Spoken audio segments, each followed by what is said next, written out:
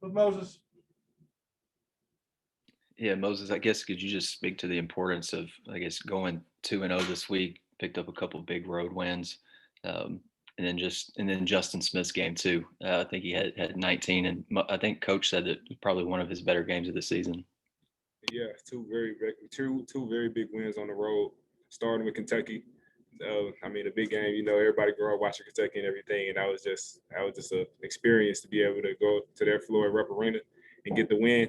And then this one was, I'd say, even bigger this season for sure, with them being number 10 in the country, and then us retaliating from last time we played without Justin, and then he just came back with vengeance this time.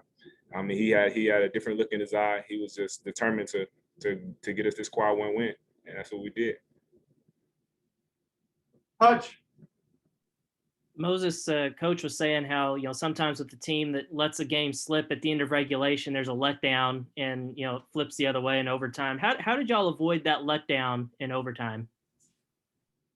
I mean, basketball is a game of runs. They had a run at the end of regulation, hit two great shots. I mean, they out hustled us, and we just we took that. We took that. I mean, we could have looked at that and just been like, oh man, they hyping, we down. But now we took that as they punked us right there. So now we got to retaliate, and that's what we did in overtime. Curtis. Hey, Moses, I wanted to ask you about Connor. Obviously started the game, but then didn't play much the rest of the first half, and then went back to him in the second half, and he really stepped up for you guys. Oh yeah, Connor's gonna do what he's gonna do. There was I mean, in the game, the way that the game was going, it was hard for him to stay early. But when he came back in the second half, I mean, I don't even got to say much. Y'all saw what he did. Because he's going down there, getting the ball against a lot of smaller defenders, getting easy buckets. I still don't like that lob out there that called the charge. I ain't really like that one, but yeah, Connor played great. He did what he does. Bob. Yeah, Moses, could you describe that defensive play you made after they waved off the away from Braun? I think it was you. Could you describe that play and just how obviously that was a. I'm sorry, you was breaking up. Can you repeat the question? Okay. You knocked the ball away from Braun there after they waved off the goaltending. So you guys were still up by one, and I think it was you that knocked the ball away from Braun. Could you describe that play? Kind of what happened in that sequence?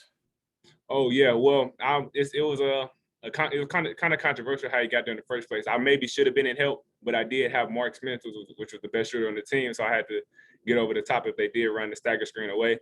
But I mean, I got there kind of late, but JT recovered, got the block, and when I saw he did his job and got the block, I just knew we had to secure the rebound, because that's how they got us to overtime in the first place. So just not letting down after we see the first shot not go in, because sometimes when they miss the ball, you just like take a deep breath. In that quick second, if the other team is reacting faster than you are, that's how they make a play on the ball. So we just have to stay alert. And then I guess this was the first top 10 road win for Arkansas since 2006 when they beat Tennessee. How does that feel to get such a big win and do it on the road? And also avenge a loss. These guys gave you your only home loss too. Yeah. I mean, it feels great. Every win feels great because none of them come easy. We put a lot into each game.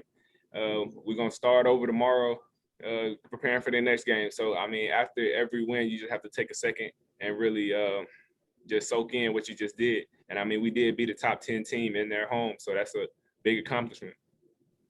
Coach Musselman said you guys run a free throw drill in practice that everybody hates, but I guess it came in handy today. What is it that happens on that drill? What do you guys have to do?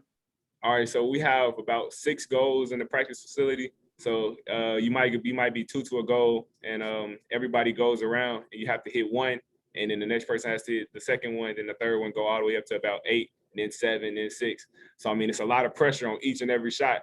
So we just putting ourselves in that late game situation, which really obviously comes back to help. Like JT did last game, like I did late this game, like Justin did late this game. So it's just we've been there before, So if you miss in practice, do you have to start over again, or what? Well, if you miss 2 in a row, then everybody got to do push-ups. And we got about 2 minutes and 30 seconds to get all the way down to 0. And if we don't make it, then we will probably have to do a down and back or line drill, and then get back to it. And if we're not making it, we'll be there all night. I promise you. Yeah, are you glad he makes y'all do that drill because it helps you come through in pressure games? Yeah, I am. I mean, it puts us in that situation. So when we're in an in-game situation that's like the one that happened today, I mean, I feel like I've been there before, every day, almost. Okay, thanks. Thanks, Moses. Appreciate your time. We'll bring in Conrad over next. All right, thank you.